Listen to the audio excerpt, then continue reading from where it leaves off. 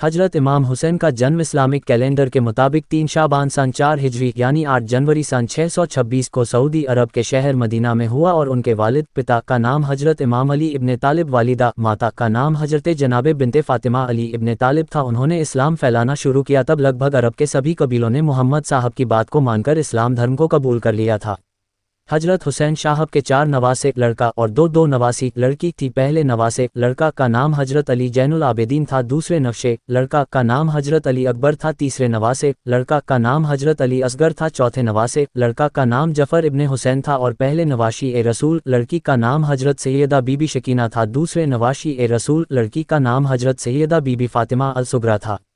हजरत इमाम हुसैन साहब मदीना छोड़कर इराक यानी करबला क्यों गए? लगभग 22 दिन तक रेगिस्तान की यात्रा करने के बाद इमाम हुसैन का काफिला 2 अक्टूबर 680 ईशून्य या 2 मुहर्रम 61 हिजरी इराक के उस स्थान पर पहुंचा जिसको करबला कहा जाता है। इमाम हुसैन की सभी सैनिक इमाम के पीछे पीछे करबला में आ चुकी थी। इमाम के यहाँ पड़ाव डालते ही यजीद की फौजें हज़ारों की संख्या में पहुंचने लगीं। यजीदी सेनाओं ने सबसे पहले फुरात नदी अलकमा नहर के किनारे से हजरत इमाम हुसैन साहब को अपने शिविर हटाने को ऐलान किया और इस तरह अपने नापाक इरादों का जिक्र किया। 5 दिन बाद यानी 7 मुहर्रम को नहर के किनारे पर कड़ा पहरा लगा दिया और इमाम हुसैन के परिवारों को और उनके साथियों के नदी से पानी लेने पर प्रतिबंध लगा दिया गया। रेगिस्तान की झुलसा देने वाली गर्मी में पानी बंद होने से इमाम हुसैन के बच्चे प्यास से तड़पने लगे। 2 दिन बाद अचानक यजीदी सेनाओं ने इमाम के काफिले पर हमला कर दिया। इमाम हुसैन ने यजीदी सेना से 1 रात की मोहलत मांगी ताकि वह अपने अल्लाह की इबादत कर सकें। यजीदी सेना उनके इस फरमान को मान गई क्योंकि यजीदी सेना को मालूम था कि यहाँ से अब इमाम हुसैन और उनके साथी कहीं नहीं जा सकते और एक दिन की और प्यास से उनकी शारीरिक और मानसिक हालत को और भी कमज़ोर बना देगी। क्यों मुहर्रम में मुसलमान शोक मनाते हैं? रात भर इमाम हुसैन उनके परिवार वालों और उनके साथी अल्लाह की इबादत करते रहे। इसी बीच इमाम हुसैन 9 मुहर्रम की रात अंधेरा करने को कहा। उसके बाद सबसे कहा कि तमाम तारीफ़ें खुदा के लिए हैं। मैं दुनिया में किसी के साथियों को इतना जाबाज वफादार नहीं समझता हूँ जितना कि मेरे साथी हैं और न दुनिया में किसी को ऐसे रिश्तेदार मिले जैसे नेक और वफादार मेरे रिश्तेदार हैं। खुदा तुम्हें तौफीक देगा, आमीन। आगाह हो जाओ कि कल दुश्मन जंग ज़रूर करेगा। मैं तुम्हें खुशी से इजाज़त देता हूँ कि तुम्हारा दिल जहाँ चाहे चले जाओ, मैं हरगिज़ तुम्हें नहीं रोकूंगा।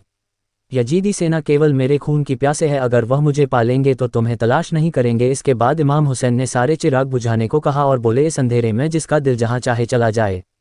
तुम लोगों ने मेरे प्रति वफादार रहने की जो कसम खाई थी वह भी मैंने तुम पर से उठा ली है। इस घटना पर बात करते हुए मगर करबला में हर तरह से मौका देने पर भी इमाम का साथ छोड़ने पर कोई राजी नहीं हुआ।